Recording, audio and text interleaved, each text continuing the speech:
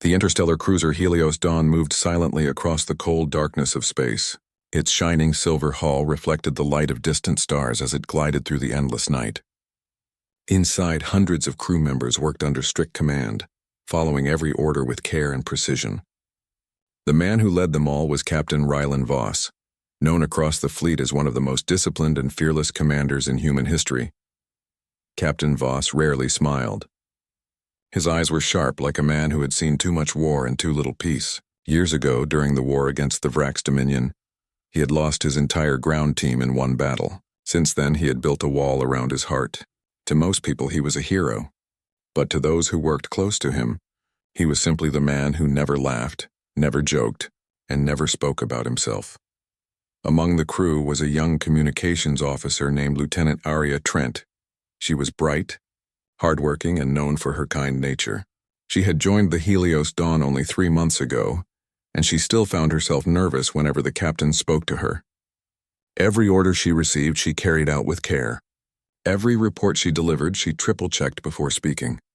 Arya had always admired Captain Voss from a distance. There was something powerful in the way he commanded, calm, direct, and yet quietly protective of his crew. She respected him deeply, though she sometimes wished he would act a little more human, a little more warm. One ordinary morning, everything changed. The Helios Dawn was orbiting a dying star, a red giant that pulsed and groaned like a beating heart.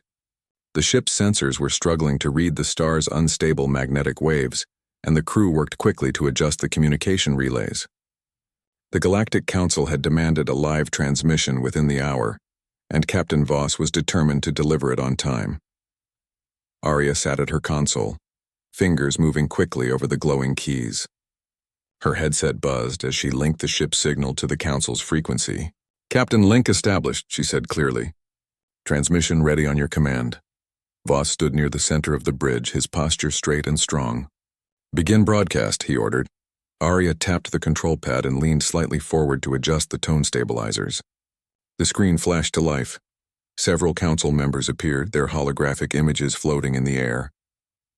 The atmosphere on the bridge grew tense. Everyone held their breath. As Voss began his report, Arya listened carefully, repeating certain phrases into the secondary channel for the recorders. Everything was going perfectly until one moment, a small, human mistake that would change both their lives. When the council requested a status update on the ship's food reserves, Arya responded automatically. She had been awake for nearly 20 hours and her mind was foggy with exhaustion. Without thinking, she said, "Yes, honey, Captain." The bridge went silent. Every crew member froze. Someone dropped a pen. Even the navigation droid beeped in confusion. Arya's heart nearly stopped. Her face turned bright red. She wanted to disappear. Captain Voss slowly turned his head toward her. His expression was unreadable. The silence stretched on for several seconds, and everyone waited for him to speak. Then, to everyone's shock, he laughed. Not loudly, but a quiet, warm laugh that no one had ever heard from him before. "It's all right, Lieutenant," he said calmly, still smiling faintly. "Just focus on the signal." Arya stammered, "Yes, Captain. Sir. Yes." The crew tried hard not to smile. Some of them turned their faces away. The council transmission ended without further issue, but that single moment lingered in everyone's mind. The woman who had accidentally called the captain honey had somehow made the coldest man on the ship laugh. Later that evening, Arya sat alone in the observation bay, staring at the stars. She still couldn't believe what she had done. Of all the words, she muttered to herself, "Why that one?" The sound of the doors sliding open made her jump. She turned, and there he was. "Captain Voss." "Lieutenant Trent," he said, his voice softer than usual. "I wanted to make sure you're not planning to resign over one word." Arya stood quickly. "Captain, I'm so sorry. It was a mistake." "I didn't mean—" He raised a hand to stop her. "Relax, Lieutenant. I'm not angry." He walked closer, his boots making a quiet rhythm against the metal floor. "You've done excellent work since you joined us." "One small slip doesn't change that," she nodded shyly. "Thank you, sir." Voss looked out through the glass wall toward the glowing star. "Do you know something, Arya?" he said quietly. "I can't even remember the last time anyone called me anything other than captain or commander. It felt strange, but not unpleasant. Arya blinked, unsure if she had heard him correctly. He gave a faint smile. You reminded me that I'm still human.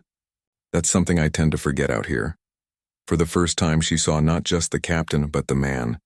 Someone who carried heavy memories but still had a gentle heart somewhere behind the armor. As the two stood in silence, the ship shuddered slightly. The red giant outside sent out a wave of radiation that shook the hull. The lights flickered. The captain tapped his communicator. Bridge report. Minor radiation burst, came the reply. Shield levels holding. Voss looked back at Arya. Let's check the relay manually. The sensors in this section are old. She followed him through the narrow maintenance corridor. The air was warm from the heat vents and the hum of the engines echoed through the walls. They reached a small control panel where sparks flickered from a loose connection. Arya grabbed a toolkit, but before she could start, Voss knelt beside her and began fixing the circuit himself. You don't have to do this, Captain, she said softly. He shrugged. Can't leave all the work to my crew. For the next half hour they worked together in silence, passing tools, checking wires, and running diagnostics. Occasionally their hands brushed when reaching for the same tool, and each time Arya felt her heart jump. When the system finally came back online, the hum of the ship returned to normal. She smiled with relief. It's stable again, Voss nodded. Good work, Lieutenant. You saved us from a full communication blackout. Arya smiled faintly. Maybe next time I'll manage not to call you. That, to her surprise, he actually chuckled again. Maybe, but I wouldn't worry too much. It's not the worst thing I've been called. The way he said it made her laugh softly. The tension that had always existed between them had faded, replaced by something lighter, something almost warm. That night, as the ship moved into silent orbit around the star, Arya lay awake in her cabin. She kept replaying his words in her mind. You reminded me that I'm still human. It was such a simple thing to say, yet it carried a weight she could feel deep in her heart. She realized that maybe the strongest people weren't the ones who never showed emotion, but the ones who remembered how to care even after the universe tried to make them forget. She didn't know what tomorrow would bring. The Helios Dawn's next mission was rumored to involve a dangerous rescue operation, but for now she felt something new. A quiet warmth every time she thought of her captain's smile, and far away. In his private quarters, Captain Voss sat alone at his desk, staring at the stars through the viewport. He thought of the young lieutenant who had accidentally called him honey. It had been a long time since anyone had spoken to him without fear or formality. He smiled to himself, a small, rare smile, and whispered, Maybe it's time I remembered what peace feels like. The hum of the ship continued, steady and alive, carrying them both toward a future neither of them yet understood. The next few days on the Helios Dawn were calm but filled with quiet tension. Captain Rylan Voss had received a coded message from the Galactic Council, an urgent distress call from a forgotten colony world near the Outer Rim. The signal was weak, full of static, but one phrase was clear. Survivors trapped. Reactor unstable. Need help. Most ships would have ignored such a signal. The colony had been abandoned years ago after heavy radiation storms. But Captain Voss was not like most commanders. He studied the message in silence, then turned to his bridge crew. Set course for the colony of Epsilon 9, he said firmly. Lieutenant Arya Trent was at her station when he gave the order. Her heart beat a little faster. The radiation zone was dangerous, but the thought of saving stranded people filled her with quiet determination. She glanced at the captain. He looked calm, as always, though his eyes carried that steady fire that made people follow him anywhere. The ship slipped into faster-than-light travel, stars stretching into silver lines across the blackness. Hours later, they dropped out of warp above a scarred planet wrapped in clouds of red lightning. Radiation levels are high, the science officer warned. We can't stay in orbit for long. Prepare the shuttle, said Voss. I'll lead the rescue team myself. Arya stood quickly. Captain, with respect, communications might fail inside that storm. I should go too. I can maintain the signal link. He hesitated for a moment, then nodded. Very well, Lieutenant. Gear up. Within the hour, a small shuttle launched from the Helios Dawn, slicing through the turbulent atmosphere. The clouds flashed with red and gold as lightning forked around them. Inside, Arya sat beside the captain, holding onto the side rail as the shuttle shook violently. Still think it's wise to come along? He asked almost teasingly. She smiled nervously. Someone has to make sure you don't yell at the storm, Captain. For a brief moment, he laughed softly. Even in danger, she managed to find light. They landed on the surface near the ruins of the colony's main station. The air shimmered with radiation, and the wind howled through broken towers. Arya activated her scanner and followed Voss through the rubble. Life signs ahead, she said. Weak, but still there. They reached a large underground shelter where a group of survivors huddled around a failing generator. Their faces were pale, their eyes filled with fear. One of them, a middle-aged engineer, looked up as Voss entered. You came, he whispered in disbelief. No one else answered our signal. We don't leave people behind, Voss replied firmly. We'll get you out. The engineer nodded but looked toward the reactor core beyond the next wall. If the power goes out completely, the magnetic shields will fail. The radiation will flood this entire area. Arya glanced at her scanner. We don't have long. Voss called in the evacuation shuttle, but interference made the signal unstable. Arya tried to boost it through her comms link, adjusting frequencies while sweat trickled down her neck. The storm outside grew stronger, shaking the ground. We're losing the signal, she shouted. I'll stabilize the generator, Voss said, pulling off his gloves. You keep that signal alive. Captain, it's too dangerous. The radiation, that's an order, Lieutenant. He moved toward the glowing core, sparks bursting around him as he connected new cables. Arya bit her lip and focused on the comms.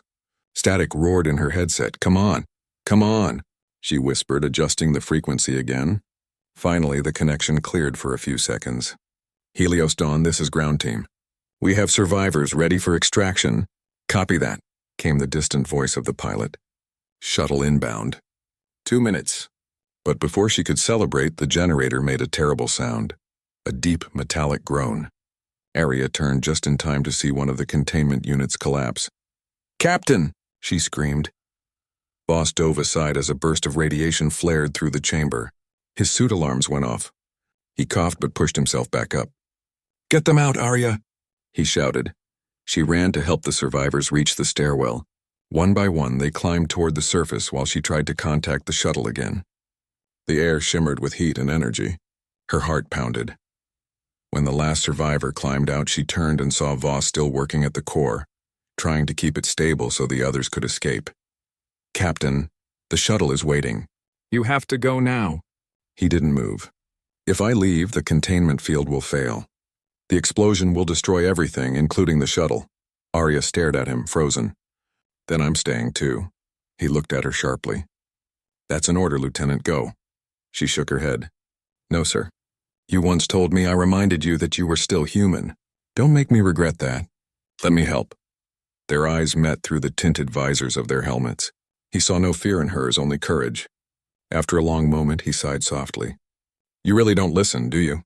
Only when you're wrong, she said. Together, they worked quickly, rerouting power from damaged lines. The radiation warning screamed louder with every second. The ground began to shake again as the storm above reached its peak. Almost done, she shouted. Hold that line steady, he replied. The system flared bright white and then went dark. The reactor stabilized. For a moment, everything was silent except for their heavy breathing. It worked, she said weakly. Voss looked at her, relief washing over his face. Good job, Lieutenant. But the relief didn't last.